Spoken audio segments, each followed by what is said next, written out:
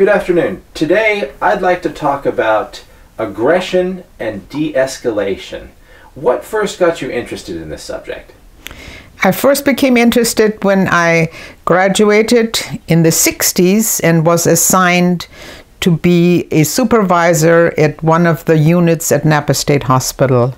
Through no particular training, I was able to have an extremely low use of restraints. And when this was noticed by administration, they decided that I would be the right person to be in charge of the male maximum security unit, which used restraints daily, a variety of different restraints, usually physical restraints, sleeping restraints, walking restraints, sitting restraints, as well as chemical restraints. So can you give a little bit more information about who your average patient was? Average patients were very hazardous to the entire Napa State Hospital community. Often they had committed murders, attempted murders, and very serious crimes which were assumed to be due to mental illness. So as a woman, why did they think that you would be an appropriate person to work in this wing? What they told me then was they assumed that I had a special understanding of de-escalation, which was somewhat natural in my personality.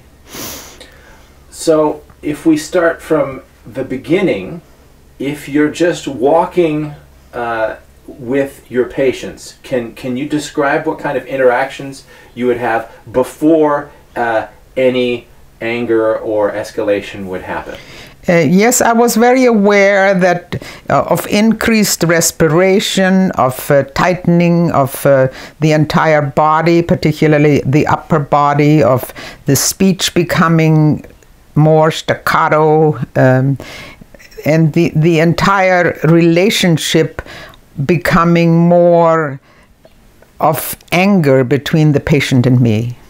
So would you strive to de-escalate if somebody was just, say, showing or presenting a little bit of anxiety, or would you try to ignore it at that stage? No, I would immediately try to find out what is really bothering them, and it was like almost an instinctual thing to say that something really seems to be bothering you. What do you think might be going on?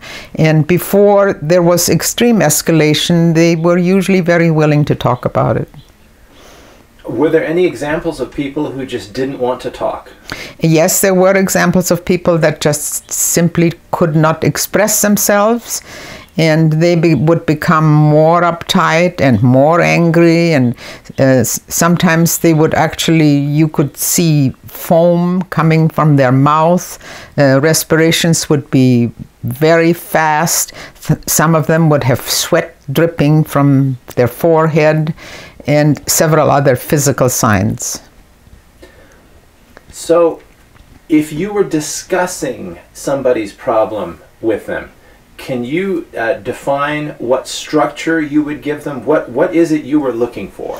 I was usually looking for where is this anger coming from? And anger, as we know, usually comes from unresolved or misunderstood feelings, and we would slowly get to the subject of where the anger is really coming from, so they would not have to escalate. Sometimes the escalation was related to them being embarrassed to tell me their story, which often was very touching as well as rough. It was, some people would say, let's not talk about that, because it was uncomfortable. So if someone confronted you, they're standing in front of you, they're sharing their problems, perhaps not in the most polite way, would you want to move them away from a public area, come talk to me over here, or would you want to do that in a public place? I would prefer not to do it in a public place. However, the way Napa State Hospital was set up, there was small rooms where the patients slept, and the rest of the activity, as far as conversation, was going on in front of other patients in the day room. Did you have any security to help you if things got difficult? I had two very strong psychiatric technicians that were always within very easy reach. And when I first took over the unit, I was told to stay in the center cage for my protection. I had the feeling just simply by isolating myself like that, it showed fear, and it was not good for communication. And within the first week, I actually came out of the cage and socialized freely with the patients on the unit. Did you think that helped your relationship with the patients? Yes, it helped very much, because again, it showed a great number of reductions in chemical as well as physical restraint. Can you define the point where the aggression would move from verbal to physical?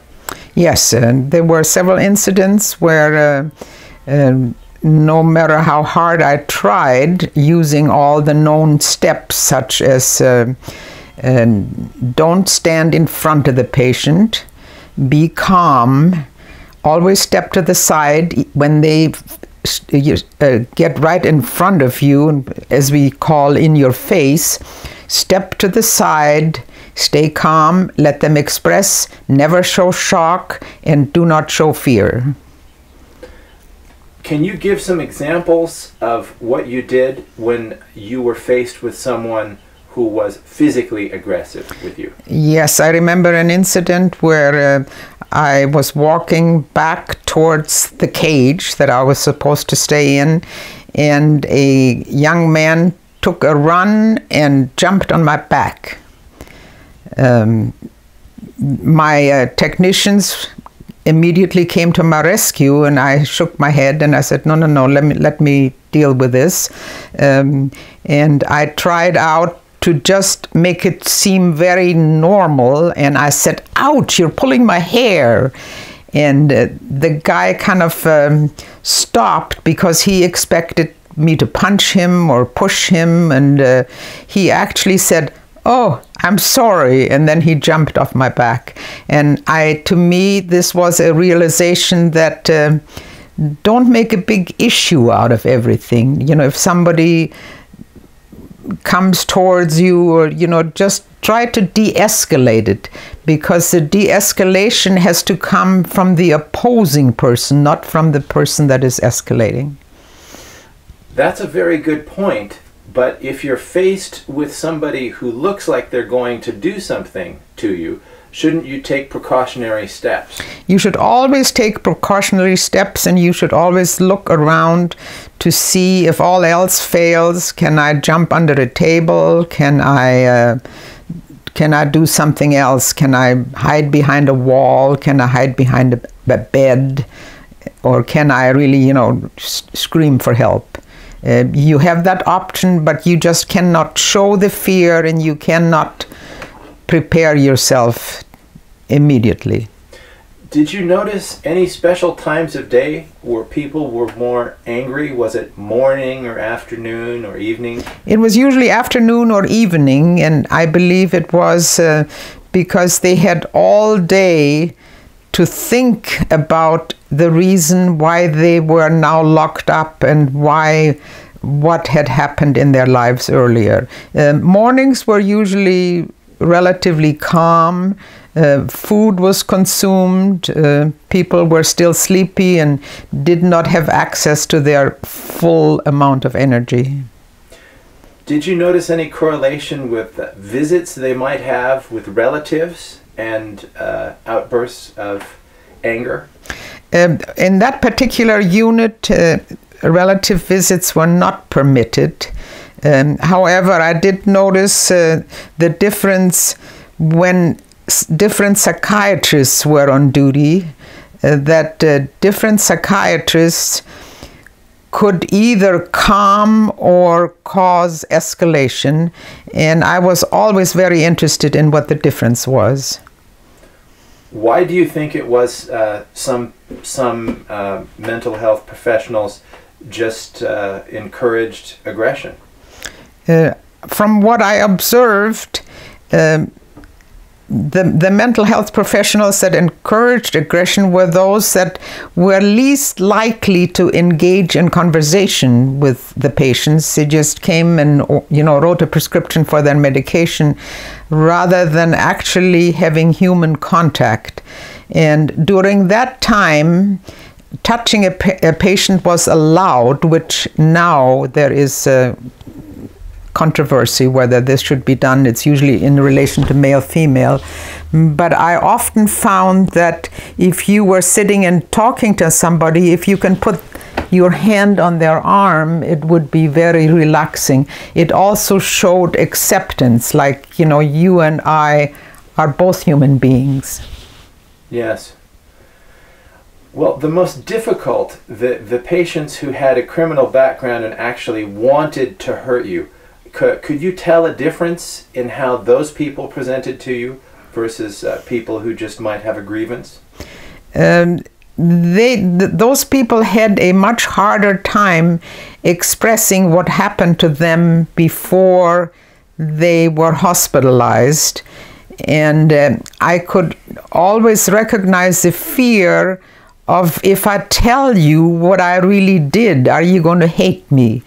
And you have to kind of, from very early on, don't be shocked, don't be surprised, deal with it. Try to understand, put yourself into their position. And I'm thinking of one gentleman in particular who actually killed his wife with a bucket. If you just hear that this man is here because he killed his wife, it sounds gross, very terrible. However, if you listen to his stories of what the wife did to him, and how the bucket incident could have been more of an accident that led to her death, by patiently listening to him and listening to his regrets and not putting up a wall between you and him, you definitely could get communication going, and that greatly reduced his anxiety and aggression. Do you think that de-escalation is the same thing for a mental health professional and for a police officer, or do you think that those are two very different things? I think it's very much the same thing, and from my observations, I have seen some police officers that intuitively have all the right motions. It's not something that they were taught. Even though when I was working at Napa, I was given extensive training in all present views of how to diminish aggression and therefore possible harm. Thank you very much. I think that's a good place to stop.